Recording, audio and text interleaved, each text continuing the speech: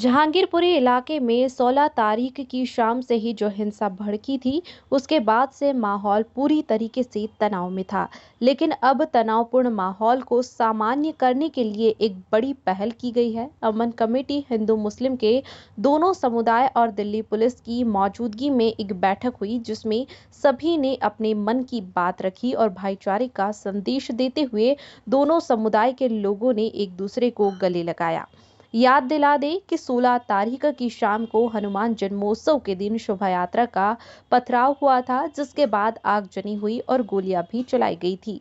इस मामले में दोनों समुदाय के बीच विवाद बना हुआ था और पूरे इलाके में भारी मात्रा में पुलिस बल अभी भी तैनात है। दोनों के कामकाज पूरी तरीके से बंद पड़े हुए हैं, जिससे स्थानीय लोगों का भी नुकसान हो रहा है। इन तमाम चीजों को सामान्य करने के लिए आज एक बड़ी पहल की गई और इस मीटिंग के दौरान दोनों समुदाय के लोगों ने एक दूसरे को गले लगाकर आपसी भाईचारे और सौहार्द का संदेश दिया। साथ ही यह फैसला लिया गया कि अब अगर कोई भी राजनीतिक पार्टी से कोई व्यक्ति मिलने के लिए आता है तो उसे गुलाब का फूल देकर वापस कर दिया जाएगा और यह संदेश दिया जाएगा कि यह जहांगीरपुरी इलाके में रहने वालों का आपसी मामला है, जिसे वह आपस में ही सुलझा लेंगे। और साथ ही साथ भाईचारे का संदेश देते हुए रविवार को एक तिरंगा यात्रा निकालने का भी निर्णय लिया गया है, जिसमें दोनों समुदाय के लोग एक साथ हाथों में तिरंगा लेकर इस तिरंगा यात्रा में शामिल होंगे।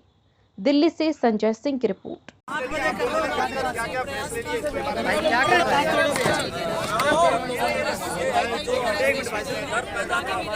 ताहिर भाई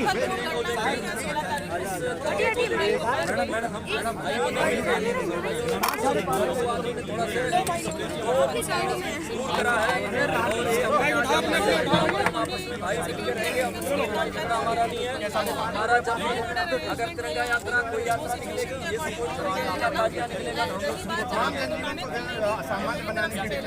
हमने यही लिया गया किसी को बैंक से हाथ जोड़ के विनती करा कि जितनी भी दुकानें हैं वो लगाए यहाँ पे और चैन से अमन से यहाँ रहे।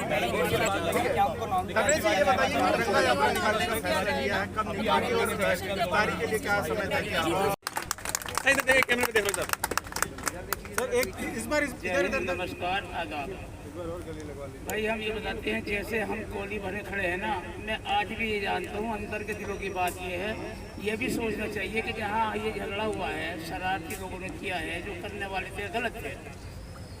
लेकिन ये भी ध्यान रखना चाहिए कि मंदिर भी बराबर में है, मस्जिद भी बराबर में है।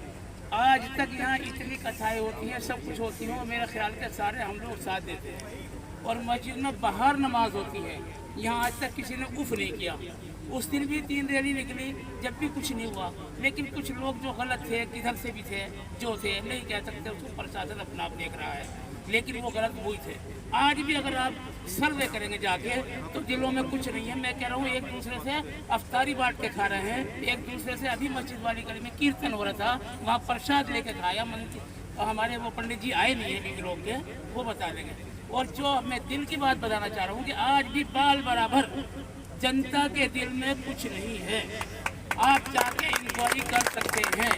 जो यहाँ इस काम को बिगाड़ रहे हैं या बना रहे हैं, ये जानते हैं, वो जिनका दिल जानता है।